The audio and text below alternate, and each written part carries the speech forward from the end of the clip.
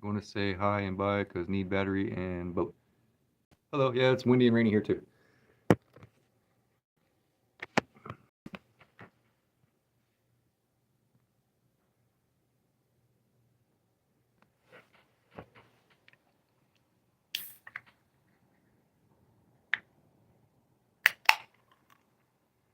So we are going to talk about diesel oil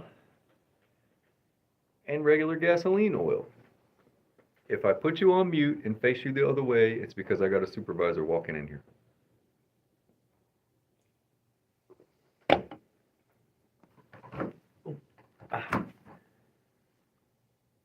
I'm good. Trying to hold out the wind and rain.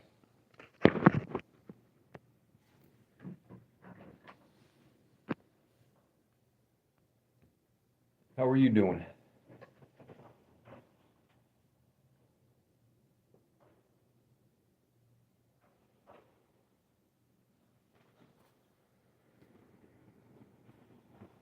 Diesel. I don't know if you can hear that wind or not.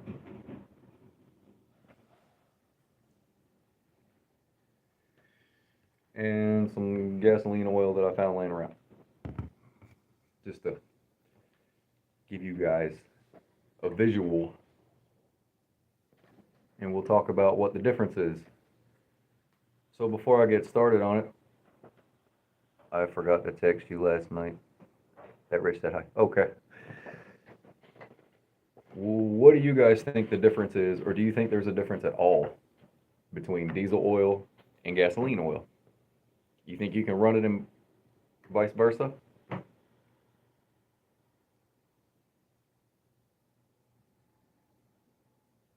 These answers will probably surprise you.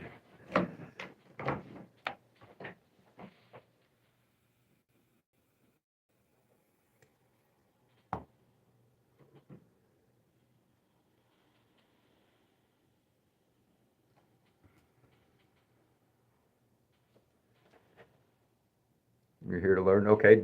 Do you think that you can put diesel into gasoline and gasoline into diesel?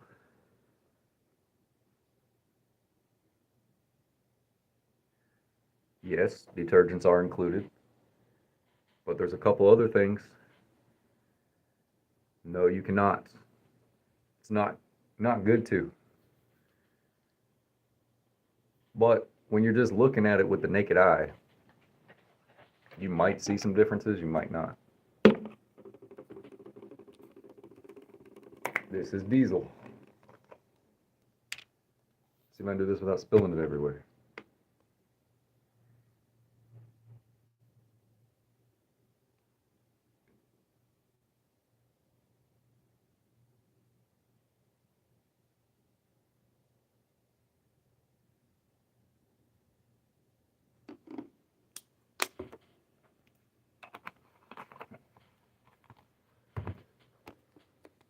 That's diesel oil. Nope, they don't have spark plugs.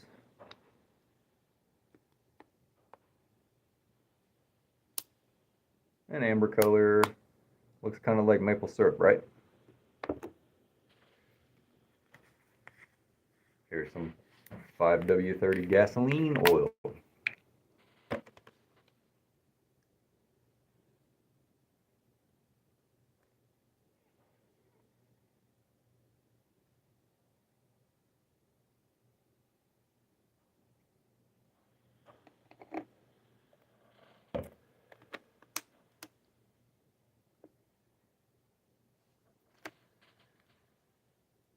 It's a bit lighter. So right off the bat, the looks of it are different. Diesel, gasoline.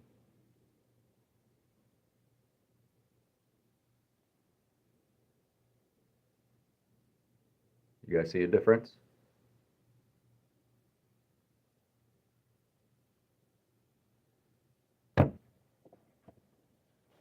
So that's the visual difference. They're both oil.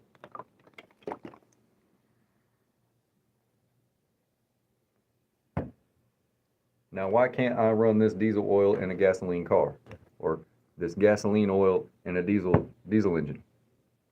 There's a color difference. Put the lid back on this before I spill it everywhere.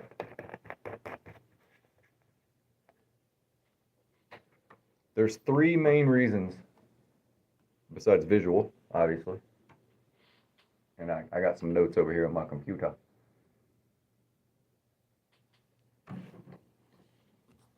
Diesel oil has more zinc. You guys know what zinc does?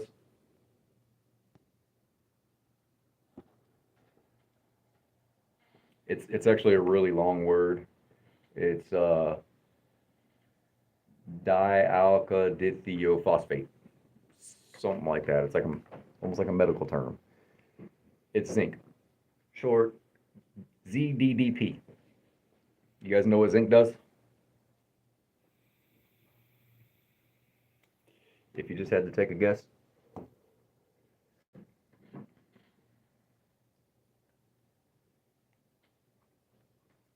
Zinc. Anybody? Anybody?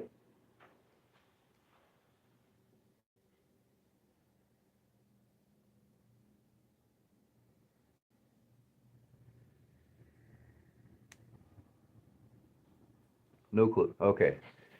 Zinc is an anti-wear and antioxidant. Okay. So not all of zinc is the same. Diesel engines oils have a higher anti-wear load in the form of zinc. Yep, see, that's what we're talking about now. ZDDP. The catalytic converters in diesel systems are designed and able to deal with this problem, while the gasoline systems are not. And it actually even says it right on the bottle. You are correct.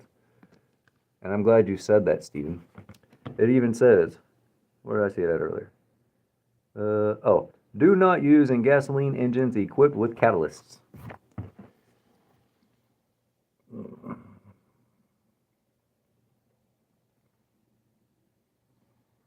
Right there. So zinc's an anti-wear. ZDDP. It sacrifices itself to protect the engine, and by tweaking the chemistry behind it, the conditions required for DDDP or ZDDP to activate change. Why do they change? Because the type of ZDDP in a diesel engine oil is not the same as in a gasoline engine. The important difference, diesel engines run at a lower RPM. So the difference in engine speed changes the way that ZDDP needs to activate to provide the anti-wear protection. Diesel engine oils typically contain primary ZDDP, and gasoline engine oils contain a blend of secondary and primary ZDDP. Racing oils contain secondary. So do you think more ZDDP, which is zinc, do you think more of it would actually be beneficial for anti-wear? You have to think about car engines have higher RPMs than diesel engines. So do you think more ZDDP or zinc would actually be beneficial? No. Too much of it can actually increase wear.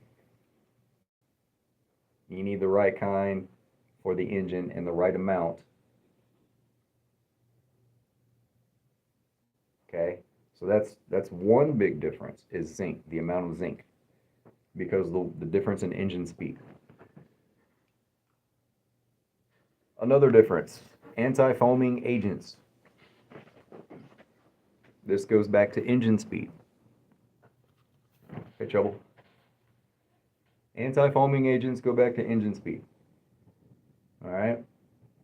There's other additives that are tailored to the lower RPM of diesel engines. The first is anti-foam additive. So when the crankshaft's turning, the rods and pistons are moving up and down. It creates a froth. You got to think of it like the top of a cappuccino or something like that. And I'm getting messages from. I just updated you. The type and amount of anti-foam additives in the oil varies by the type. Diesel engine oils have a different amount of anti-foam additive. A typical diesel oil formula might have less than 5 parts per million of anti-foam. And racing oil designed for high RPM engines will have up to 10 parts per million.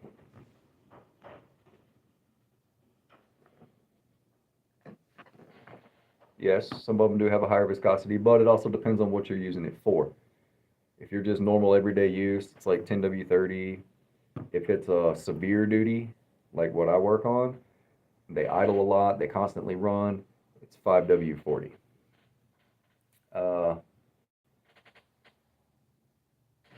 And then the third and final,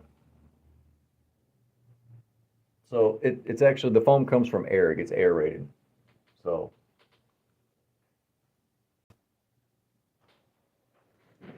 diesel oil contains a high level of detergent and dispersants because the combustion process in a diesel engine is much dirtier. Okay, the high levels of calcium, calcium detergent additives in most diesel engine oils have been proven to cause detonation in direct gasoline engines, direct injection. This even has a special name, low speed pre-ignition, LSP. The current API SP gasoline engine oil standard reduces the calcium levels. So there is a additive package in here for calcium levels. It's got way more detergent and dispersant to keep everything like anti-corrosion, anti-foam. There's a whole bunch of stuff that they put in there. The dispersant additives will actually hold fuel and moisture in the oil. So a diesel engine oil is not the ideal choice for the engine running an E85. It'll look like a chocolate milkshake if you do that. So, diesel, gasoline, this has more zinc and more additives for anti-foaming. Well, this has anti-foaming in it too. But this also has the calcium additive package and detergents to keep everything clean in there because the combustion process for a diesel engine is very, very, very dirty.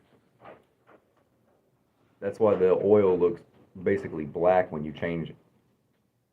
It's because it produces a lot of soot.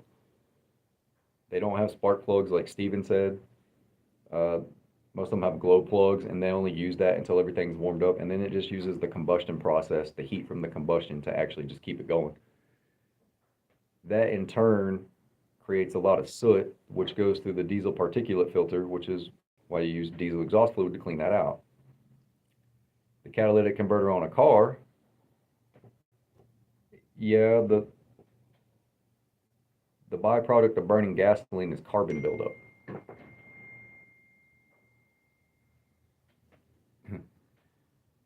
Sorry, I gave him an update earlier today. She just saw the email.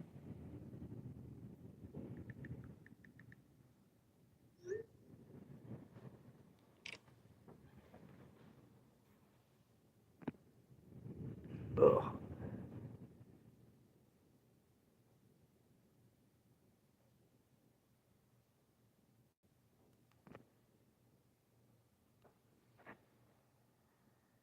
Yeah, so it does come from lack of oxygen. So if you put a thicker grade, I'm going to go back to what you said there about a higher viscosity in a gasoline engine, can be bad. Yes, it does generate more heat. Another thing, if you think about it, if your car calls for 5W20, we're talking about gasoline here, calls for 5W20, and you throw a 10W30 in it, then that would be like you sucking a milkshake through a coffee straw, especially when it's cold outside.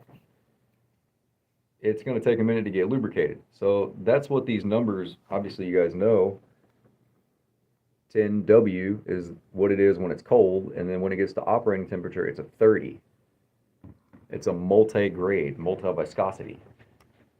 Now, if your car calls for a 5W30 and you put a 10W30 in it, that may be okay if you live in a really, really hot climate. And you just have to read your label. And it sounds like the building's about to fall down. But There's different additive packages, zinc being one, um, the calcium deposit, the anti-foaming agents. Your gasoline oils have it too, just not as much as the diesel oil because of the byproduct of the combustion process. Diesel engines are really, really sooty, and it gets really, really dark really, really quick.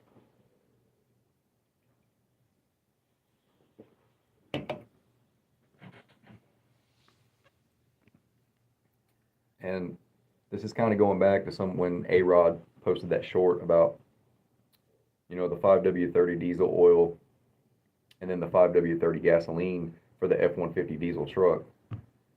You, you don't put regular 5W30 in it. And a lot of people were kind of hating on that, telling him that he's wrong and stuff. I mean, he's a professional technician, just like me, just like Ford Boss, just like Rain Man.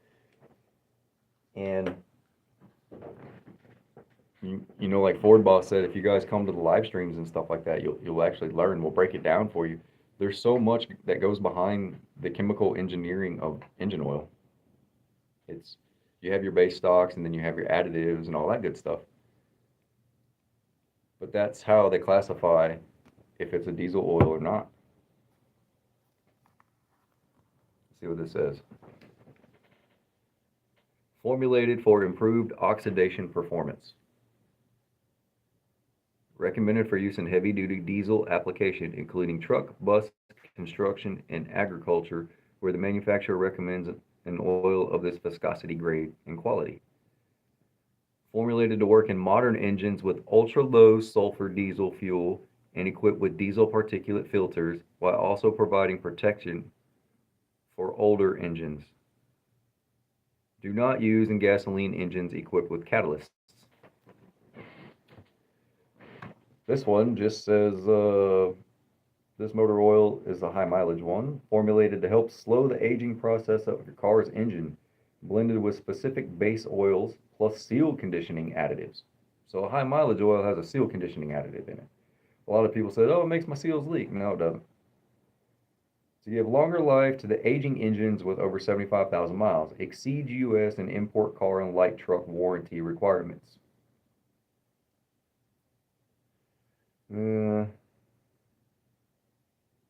So this has a different additive package than your regular synthetic motor oil.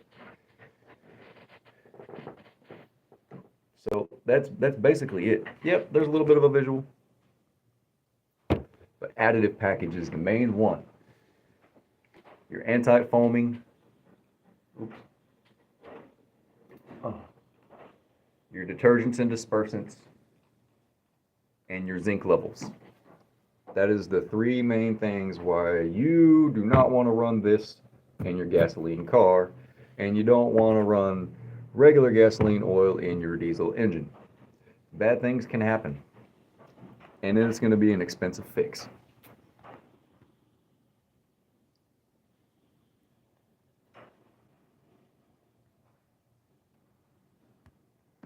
Yeah, I mean, even right here, we're talking about the zinc.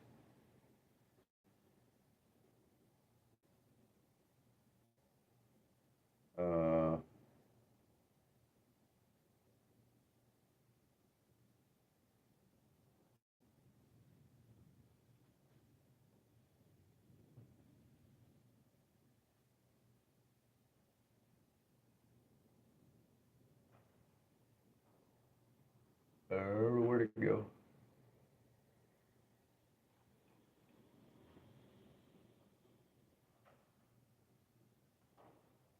I just saw it. Oh, yeah, the chemists that create this oil, uh, not all ZDDP is the same. The brilliant chemists at the oil companies can fine tune the way it works in the engine. It actually works sacrificially. It actually sacrifices itself to protect your engine, and by tweaking the chemistry behind it, the conditions required for it to activate can change. So the zinc molecules in here, and there's also hydrocarbon molecules. So the way it reacts with the engine, it's dealing with engine speed, temperature, load, all that stuff. for it to activate so it doesn't wear out your engine. Some of the other oils aren't going to have that, and it's not going to have enough of it, or it's going to have too much of it. So too much is not good, and not enough is not good. You've got to have just the right amount, which is why they tell you, if it's a diesel engine oil, put diesel engine oil in it. If it's a gasoline, put gasoline oil in it. If it's a European car, put the European formula in it. I was about to pick this up and drink it.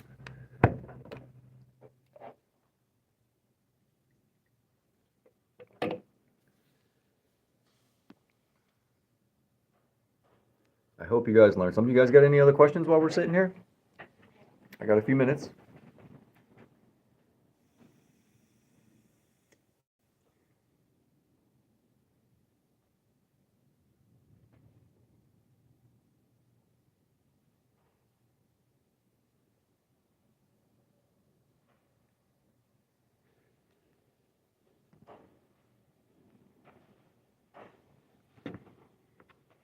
Questions, concerns? I just walk across the parking lot.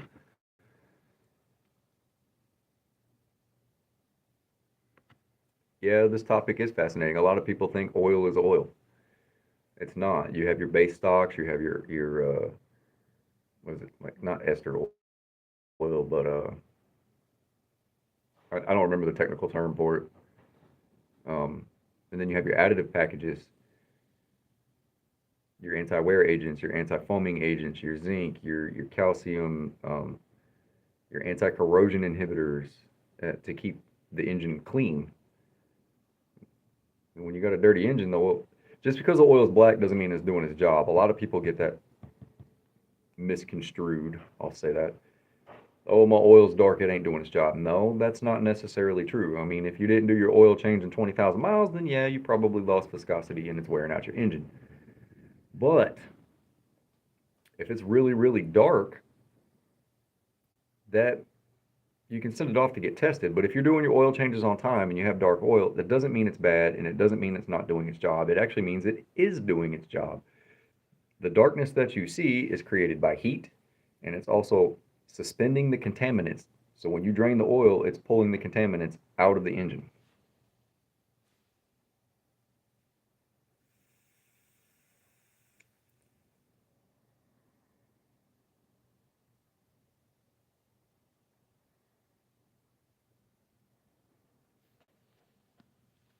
There's a lot of science that goes behind engine oil, and the chemists and the engineers that make this stuff and that design the engines, and the weight of the engine oil is actually getting thinner and thinner because the oil journals are so small.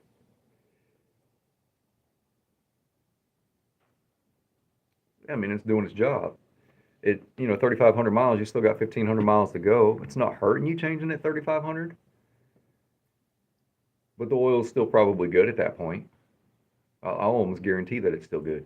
But you take care of your vehicle. That's the difference between you and then people where I've worked on their vehicles where they haven't changed it in 30,000 miles and wondering why they need a new engine because they spun a rod, the high pressure fuel pump, like literally ate a hole in a bucket or something like that.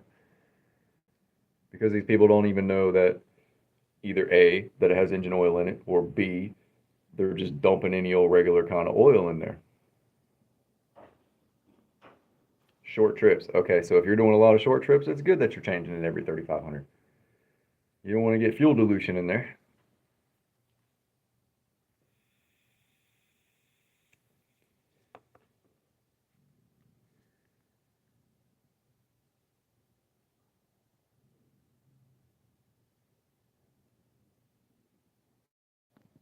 Yeah, torque, and then you have the shear resistance of like when two gears meet together. They're not actually touching each other. There's actually a thin layer of oil in between them. And when they come off, it's called shear. And as the oil thins out and starts to lose its viscosity, the additive package starts to goes away. That barrier in between those two gears gets thinner and thinner, and eventually they start touching. But when you got anti-wear additives in there and you have the shear protection in there, if it's still in the engine oil and it's still good, then it's doing its job. It's still kind of forming a little barrier, even though they may be touching a little bit, it's keeping them from wearing out. So there actually is a little teeny tiny gap in between, and there's a layer of oil. So it's not actually metal on metal. It's kind of weird. You don't want metal on metal, but yet your brake pads are metal on metal. It's different kinds of metals compressed together onto a metal disc. That is kinetic energy transferred into heat energy, or heat transferred into one of those two. I might have it backwards.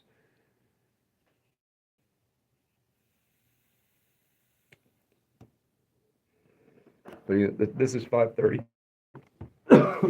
Sorry. Shake it up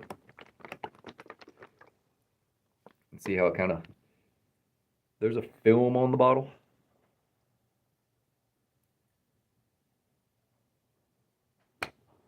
Shake up this diesel oil.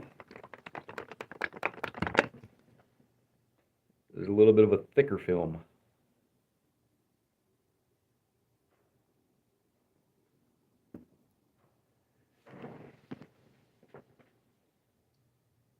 So I hope you guys learned something about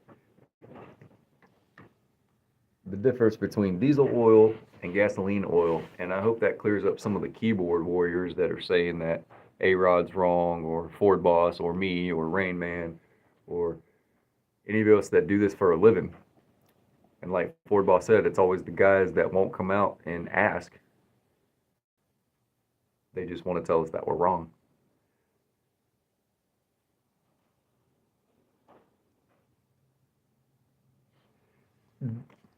Yeah, that's kind of a catch-22 though, Steven. Because most of the oils that you go buy on the shelf, they're not going to really meet that requirement. So your best bet is just to get diesel oil. I mean, if you're in a pinch or something like that, and it's kind of one of those things. I can actually get up with A-Rod and Ford Boss, and we talk a little bit about that. Yeah, but basically, if it doesn't have a cat, yeah. But all your cars nowadays have catalytic converters on them, supposed to anyway.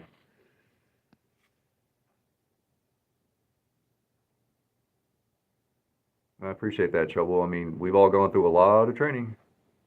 I wouldn't risk it either, because you're going to let a $9 quart bottle, cause you $4,000 or $5,000 in damage. Like some people let a $50 oil change cause them a $4,000 oil or oil engine.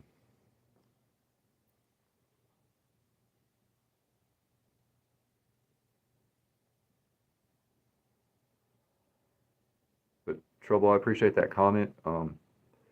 That's why we're here. You guys know that. You guys are always in the live streams. You guys are always asking questions.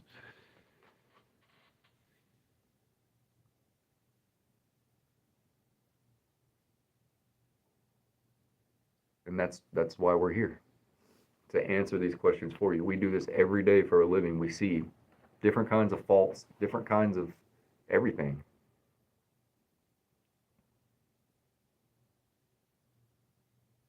The cat rusted off. I actually got two. Well, it's a catalytic converter off a Chevy Tahoe emergency vehicle. Um, I think bank one was bad. I think it was a couple weeks ago. But I ended up replacing it. There's actually three catalytic converters on that one. And so I ended up replacing them. They're still sitting, the old ones are sitting in the box in there. You guys know how catalytic converter works, right?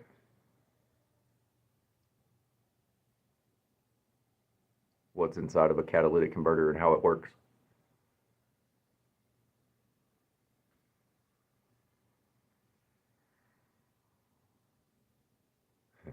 I don't know it all either, man. But I do spend a lot of time researching. I learn all the time. Yes, there's uranium in it. There's platinum in it. What's that other one? Palladium. something like that. I think there's copper in it. There's a bunch of different kinds of metal, and it's inside of a, looks like a honeycomb. And when your exhaust gases pass through it and forms a chemical reaction or creates a chemical reaction, and then it goes out the tailpipe. And that's why you see water drip out of the tailpipe sometimes, because it converts it to H2O. That's why there's little holes in the exhaust, little drip holes.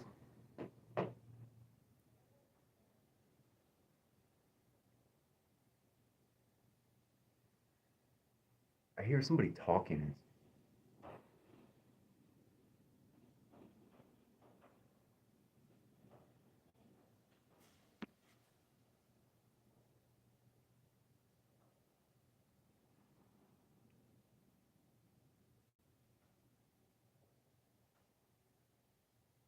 It's so creepy. I actually have these cats over here if you guys want to see the inside of them.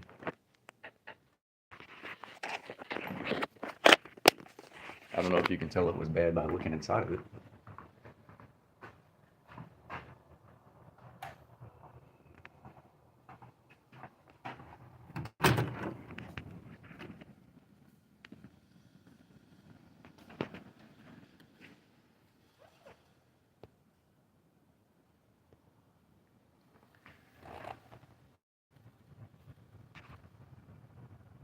Oh, that one's clogged up. That's what it is.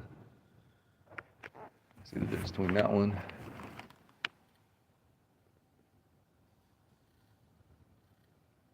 See, there's more openings in that one.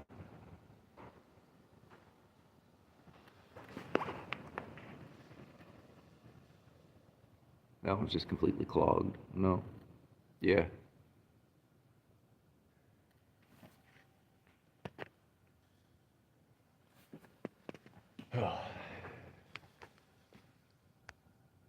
When Rich was working on my Lincoln last night, water was coming out of the exhaust. Rich was saying also ethanol could cause water. Yes.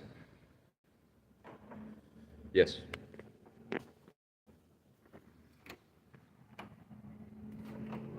Hang on, I gotta hold it down.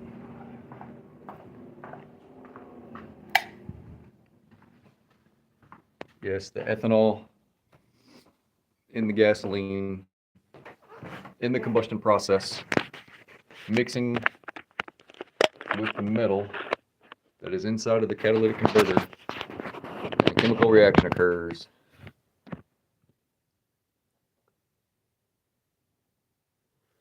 What can clog a cat? The byproduct of the combustion process, carbon, basically like a diesel engine gets soot in it. It's the same thing, only it doesn't use a doser like a diesel engine does that sprays diesel exhaust fluid in there and gets it really hot and burns it out.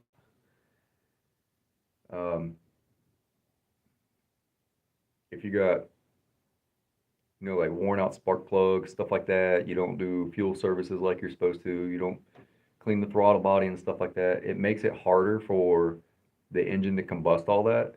And a lot of that unburned fuel, it's supposed to, if you have an EGR, it'll get recirculated back into burn. But if you don't have an EGR, it just goes through the exhaust and it just all gets crammed up inside that catalytic converter. And 9 times out of 10, you'll get a code for it.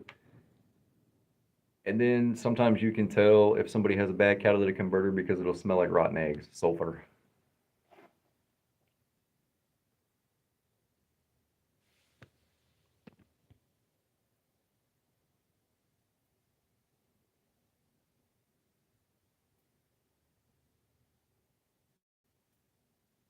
I don't have a diesel particulate filter available right now to show you, otherwise I would.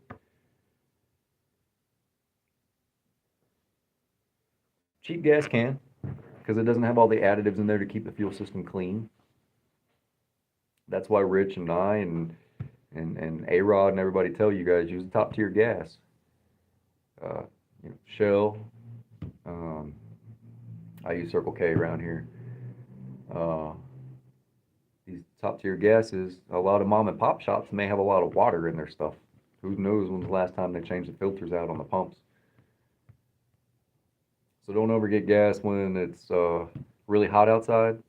because a lot of it evaporates. And don't get gas when they're filling up the tanks from the truck because it stirs a bunch of stuff around. Things can't get past the filter.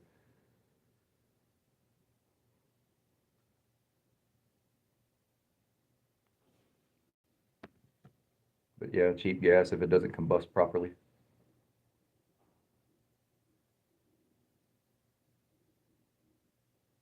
That sounds so weird. Anyway, I gotta hop off here. I gotta do a few things. My truck engine has a sequential turbo that recirculates exhaust gases back into the engine and supposedly helps burn off soot. Yes. What engine you got? What kind of truck you got? Shell Mobile. One cheap gas when I'm low on money and need gas. You know the way gas prices are, man. What kind of truck you got, Steven? I mean, I got a 2019 Ranger. Obviously, it's a gas engine, but it has EGR on it.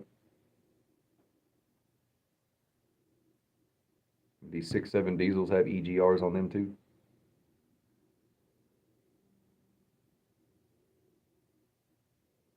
And these are all things that are put on there.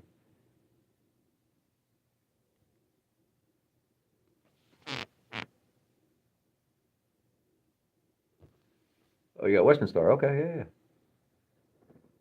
DD16.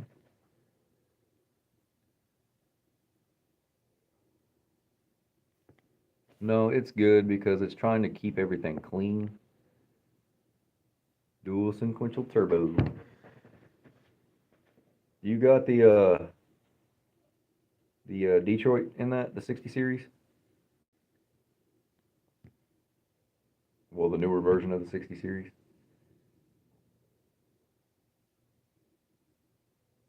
Oh, the DD. Okay. I used to work on like Volvos and stuff when I was working on 18 wheelers, and they had the PACCAR engines in them. Those things are garbage. Not really saying garbage, but they weren't very reliable. My favorite engine was the Detroit 60 series.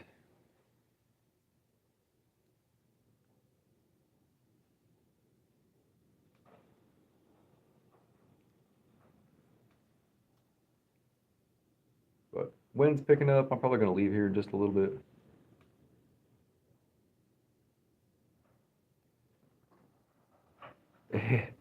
I'm not a big PACCAR fan.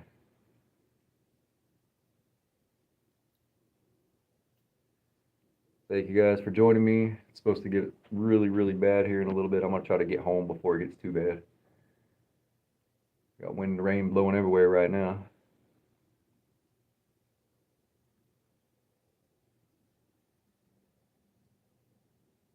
I appreciate you guys sticking around. I hope you learned something about the difference between engine oil and gasoline oil. You guys got any other questions? Drop them in the comments. You're welcome. Thanks for stopping in. I'll see you guys on the next one, all right?